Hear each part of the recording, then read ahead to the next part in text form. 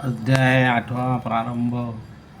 श्री गणेशाय नमः. हे वसुदेव देवकी नंदना, हे गोपी गोपी मनोरंजना, हे दुष्ट दानवर्धना. श्री हरी पाव माते, तुझ्या प्राप्तीचे साधन कर्माधिकांचे अनुष्ठान, पराभक्तीचे सेवन करण्या हे अपात्र मी. तुझे ज्ञानदात्री शास्त्रे सारी, गिरवान भाषे भित्री त्यांचे सांग करू हरी. सेवन ते कवल्या रीती, गिरवानाचा नसे गंध त्यातून माझी मती मंद. कमलातील मकरंद बेडुकाला मिळतो कसा.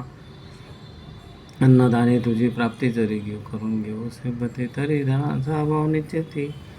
दारिद्र्य पदरी बांधले तो, जरी करू मी तीर्थयात्रा तरी सामर्थ नाही गात्रा. तशात यंद तो हाता आल्या आहे दृष्टी, ऐसा सर्व बाजूनी मी नदीनं चक्रपाणी. दारिद्र्याचे मनी त्या मनी जातीचे ऋण मनोरथ, हे व्यावहारिक दृष्ट्या खरे जरी परी तुझी कृपा झाल्यावरी. स्वानंदाच्या सागरी पोहत राहे अहोरात्र, तुझ्या कृपेचे महिमान आगडे आहे सर्वांहून. घनाच्या पाण्याला गुण दामने देण्याची गरज नसे, मेघांनी आणल्या मनात तळेबेरी भरतात. निवळ खाळ कास फुटतात पाट पाण्याचे पांडुरंगा, ऐशाचा तव कृपेचा दास गुण भुकेला साचा.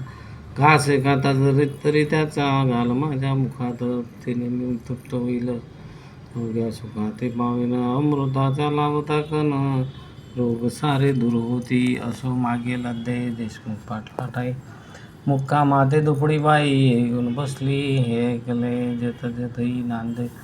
दुपडी तेथ तेथही करी ओळी, अवघ्या संकाची सुखांची रांगोळी. हिच्या पायी होतसे क्षय रोज तो, रोग तो शरीराला वा दुपडी रोग समाजाला. नेतसे मसदनाला पडती लुडे तेथ, असो तळ्याच्या या काठावर देशमुखाचा एक महार. करू लागला चरचर या खंडू पाटला पुढे, पाटील गावीचा अधिकारी पाटील गावीचा पांढरी. काही कामावरून खरी कुरकुर झाली उभयतात, तो असे मर्या महार. देशमुखाचा ज्याला जोर, तो बोलला उने उत्तर खंडू पाटला कारणे.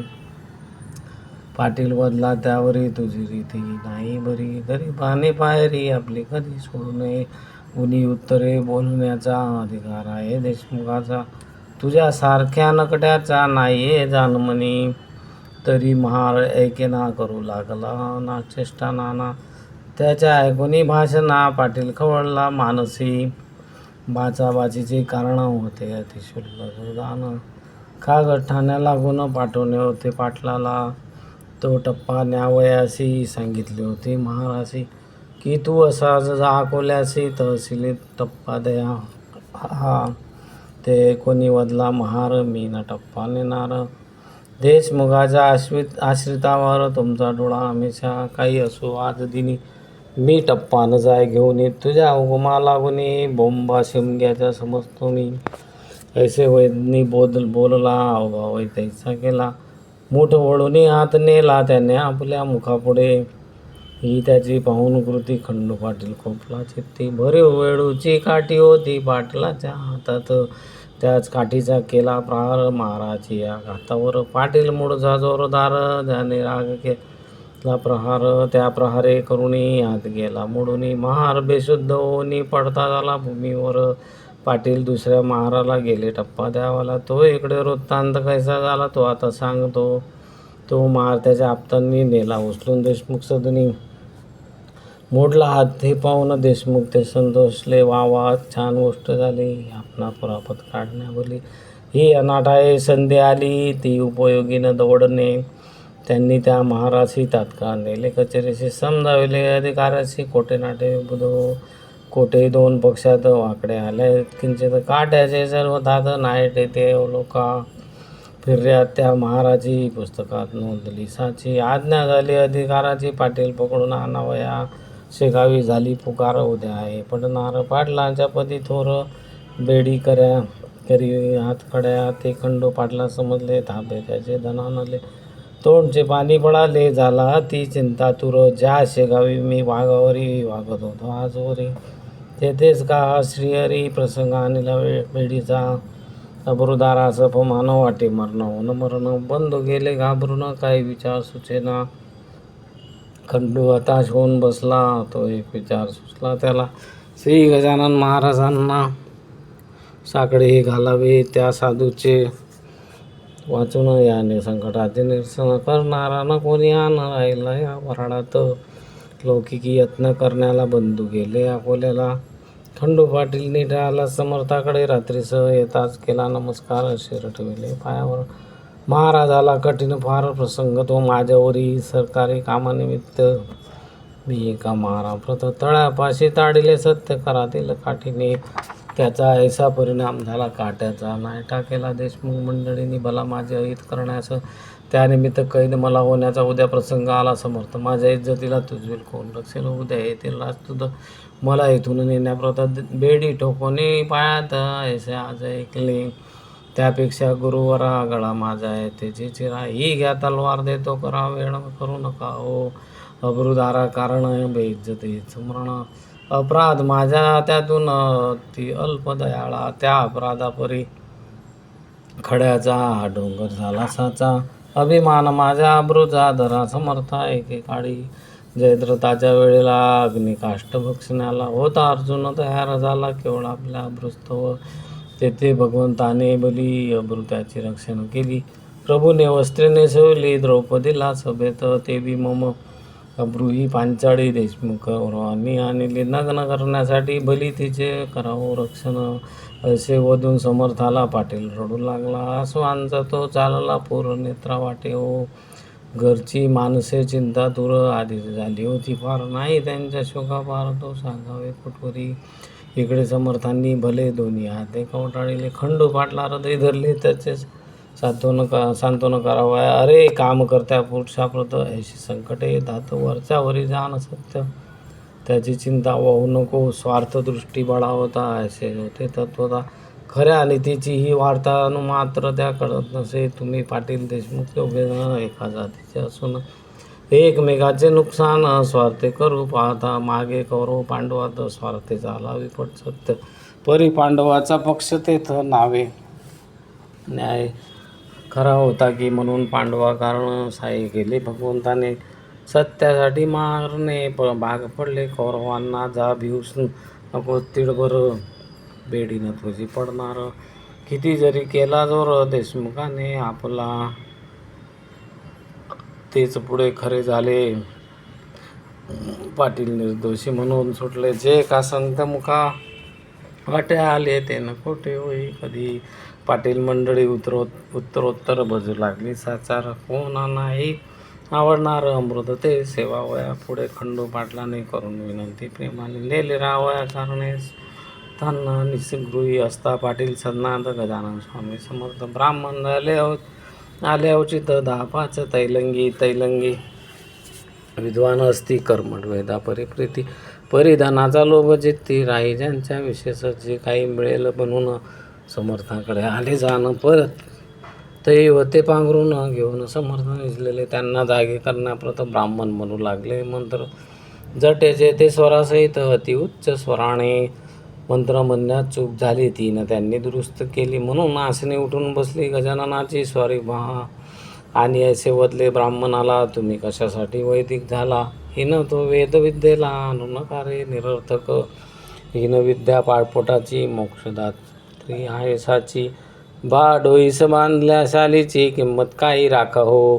मी म्हणतो असे म्हणा खरे स्वर मनी आणा. उगेच भोळ्या भाविकांना सोंग आणून नाडू नका.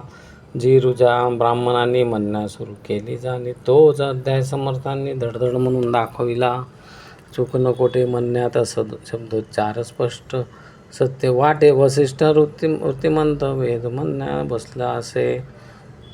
तैलंगी ते ऐकून चकित झाले. अधोवदन बैसले. मुखवरी करणे आपुले भयमनी वाटिले. त्या सूर्य उदय झाल्यावर त्यांच्या पुढे का होणारा दीपाचा तो जय जयकार. त्याची किंमत अंधारी. विप्र म्हणती आपल्या मनी हा पिसा कशाचा. महाज्ञानी चारी वेद्याच्या वदनी नांदतात प्रत्यक्ष. हा विजाताच होय दुसरा.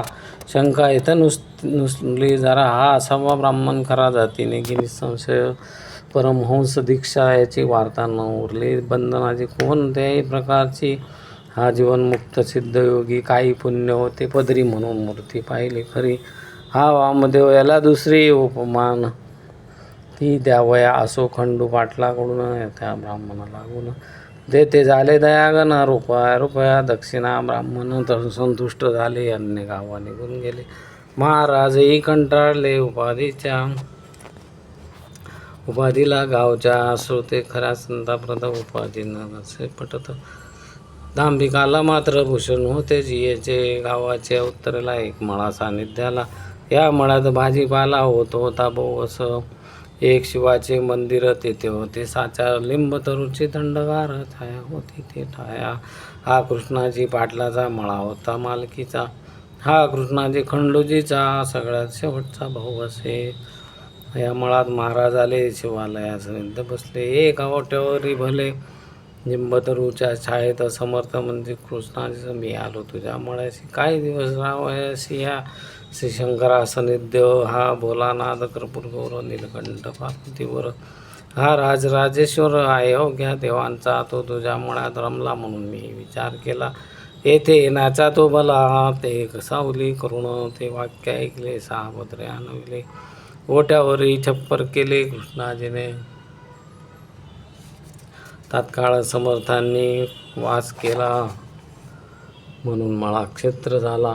राजा जाय जया स्थला तिच होते राजधानी. महाराजांचे बरोबर होता पाटील भास्कर. सेवा करण्या निरंतर दुसरा तुकाराम कोकाट्या. खाण्यापिण्याची तरतूद सारी निजांगे कृष्णाजी पाटील घरी. समर्थ जेवल्यावरही तो प्रसाद घेत असे. असो गजानन असता मळ्यात गोष्ट घडली अद्भुत. ते आले फिरत 22 गोसावी ते ठाया. समर्थांचा बोलबाला त्यांनी आधीच होता ऐकला. म्हणून त्यांनी तळ दिला येऊन या मळ्यांमध्ये. गोसावी म्हणती पाटलाशी आम्ही आहो तीर्थाशी. जातो रामेश्वराशी भागीरथीला येऊन. गंगोत्री जमुनोत्री केदार इंगलाज गिरनार डाकोर अशी एक क्षेत्रे पार. पाहिली पायी फिरून ब्रह्मगिरी गोसाव्याचे आम्ही शाहोसाचे. महाराज आमुचे आहेत सांप्रत बरोबर. ही महासाधू ब्रह्मगिरी ज्यांचा बंदा गुलाम हरी. ती मूर्ती आली खरी तुझ्या पूर्व भाग्याने. शिरापुरीचे अयाचित आम्हा द्यावे तुम्ही त्वरित. लागे जो गोडण्या व्रत गांजा तोही पुरवावा. 3 दिवस ते राहू 4थ्या दिवशी निघून जाऊ. पाटील नका कष्टी हो साधून घ्या ही पर्वणी. तुम्ही पोशिला मळ्यात वेडा पिसा नंगा दूत. मग आम्हा देण्यायाचित मागे पुढे का पाहता. गाढवाशी पोशिशी गाईस लाथा मारती. ते का म्हणावे सन्मती पहा विचार करून. आम्ही गोसावी वैराग्य भरीत जाणतो घ्या वेदांत. मर्जी असल्या मळ्यात या पोती ऐकावया. कृष्णाजी म्हणे त्यावरी उद्या घालीन शिरापुरी. आज आहेत भाकरी त्याच जावया घ्यावून. जितका गांजा उडालं ते तुका येथे मिळेल. ते बोलता चालता कंठ निळ बसला आहे पत्र्यांमध्ये. 2 प्रहराची वेळा खरी घेतल्याचून भाकरी. मळ्यात येऊन वेरीवरी बसले गोसावी भोजना. समर्थांच्या समोरी एका छपरा भितरी. गोसाव्यांनी लावली खरी आपापली कडासने. त्यांचा जो होता महंत ब्रह्मगिरी नामे सत्य. तो भगवत गीते प्रत वाचू लागला अस्तमानी. गोसावी श्रवणा बसले. गावातून काही आले. पोथी ऐकावया भले त्या ब्रह्मगिरी गोसाव्याची. नैनम छिंदंती हा श्लोक निरूपणाचा होता देख. ब्रह्मगिरी पक्का दांभिक स्वानुभवाचा श्लेष नसे. निरूपण त्याचे ऐकले गोसावास नाही गावकऱ्यास नाही पडले. ते आपसात बोलू लागले हा नुसता शब्दच्छल. सारे पोथी ऐकल्यावर येऊन बैसले पत्र्याभितरी. गजाननाच्या समोरी संत चरित्र घ्यावया. लोक म्हणते छपराला निरूपणाचा भाग झाला. येथे पत्र्यास बैसला स्वानुभवाचा पुरुष हा. तेथे ऐकला इतिहास. येथे पाहिला प्रत्यक्ष पुरुष. या भाषणे गोसाव्यास राग आला काहीसा. अवघे गोसावी गांजा पाया बसले होते घेऊन या. त्या पत्र्याची अठाया चालली चिलीम गांजाची. पत्र्यात पलंगावरी बैसली होती समर्थवारी. चिलीम भरून वरच्यावरी द्याप्यादी भास्कर. त्या चिलिमाच्या विस्तवाची ठिणगी पडली.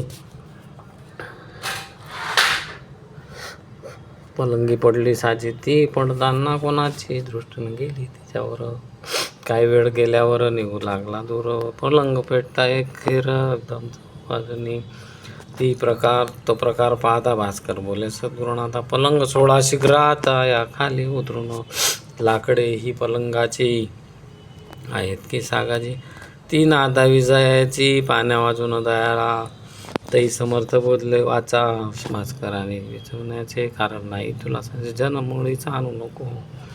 ओ महाराज ब्रह्मगिरी या बैसा पलंगावरी, तुम्हा अवगत खरी भगवद्गीता साकारले, त्याच्या परीक्षेची वेळ आणले हरीने तात्काळ. ब्रह्मा अनजाडी अनळ याचा प्रत्यक्ष दाखवा, नैनम छिंदंती श्लोकावर व्याख्यान केले. आता का मानिता दर लंगी बसण्याचा दादा भास्करा लवकरी ब्रह्मगिरीला करी धरी आणून बसवे त्या दरी त्या जडत्या पलंगास. अशी आज्ञा होता बोली भास्कर गेला धावून ब्रह्मगिरीच्या सोवे पाणी धरला त्याने करे. भास्कराचे शरीर दिप्पाड शरीर पिकतार, तो गोसावी त्याच्या समोर शोभू लागला गुंगरडे. पलंग पेटला सोफेर जोळा निघू लागल्या तर परी महाराजास नेते मुळी इतकेही. श्री प्रल्हाद कयादू सुध उभा केला अग्नित, हे लिहिले पुराणात श्रीव्यासांनी भागवती. त्या लिहिलेल्या गोष्टीचे प्रत्यक्ष दाविले साचे. मळ्या माझी कृष्णाजीचे श्री गजानन साधूंनी, ब्रह्मगिरी म्हणे भास्कराशी मला न त्या मलंगापाशी. महाराजांच्या अधिकाराशी मी नाही जाणितले, तेन मानी भास्कर ओढिता आणला फरफर.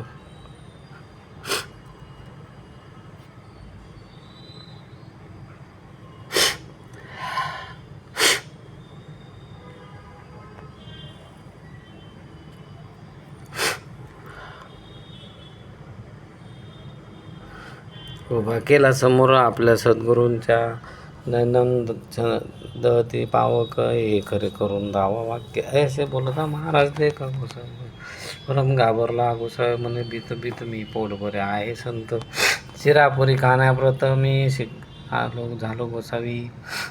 माझ्या अपराधाची क्षमा असाच करी शांतीधामा. केला खटाटोपरी कामा गीताशास्त्र शिकण्याचा, तुला पिसा मी म्हणालो आता पस्तावा पावलो. मी दातीत करून धरून आलो शरण तुला, भय शेगावच्या जणांनी केली समर्थाने, आपणा अग्नीपासून भय नाही खरे. श्री महाराज आमच्याकरिता खाली यावे लवकर आता. अशा स्थित पाहता तुम्हा आम्हा भरधडके बरे, म्हणून आमच्यासाठी उतरा खाली ध्यानासाठी. गोसावी झाला इम्पुटी तो न काही बोलला, लोक विनंतीस दयामान खाली उतरले गजानन. तो पलंग पडला कोसळून, एक पळी न लागले त्या अवघाच होता जळला. तो जो भाग शेष उरला तो लोकांनी विजविला, साक्ष नेत्रांशी. ब्रह्मगिरी पाया पडला लागला निराभिमान अवघा झाला, स्पर्श होता गंगाजला मल कोठून राही. तिथं मग मध्यरात्रीच्या समयाला ब्रह्मगिरीस बोध केला, आजपासून चेष्टेला तू या सोडून देई रे. ज्यांनी राख लावली त्यांनी उपाधी दूर केली, अनुभवावी न सांगावी गोष्ट कोणा निरर्थक. नुसते शब्द पांडित्य माजले जगी अतुनाद, ते ज्याला घात संस्कृतीचा गोसावी. मच्छिंद्र जालंधर गोरख लहिनी आचार ज्ञानेश्वरांचा अधिकार किती म्हणून सांगावा. स्नानुभवाचे आले ती श्री शंकराचार्य निश्चिती, प्रपंच रावण ब्रह्मस्थिती अनुभवली एकनाथांनी. स्वामी समर्थ ब्रह्मचारी हे ब्रह्म साक्षात्कारी होऊन गेले भूमीवरी, याची चरित्रे मानी म्हणा. उगीच खाया शिरापुरी भटकू नको भूमीवरी, कोण भेटता शिष्यास ही गोष्ट दुसऱ्या. सारण तया माझारी तुले गवसणार, ऐसा बोध ऐकला ब्रह्मगिरी विरक्त झाला. प्रातः काळीच उठून गेला, कोणान भेटता शिष्यास. ही गोष्ट दुसऱ्या दिवशी कळली. अवघ्या गावाची जो आला मावयाची, मळ्यात जळलेल्या पलंगाते ह्या दासगणू विरचित असे गजानन विजय नामे ग्रंथ तारो भाविका भावामृत झाले. दासगणू शुभन भवतु श्री हरिहरार्पणमस्तु. गजानन विजय ग्रंथस्य अष्टमोध्याय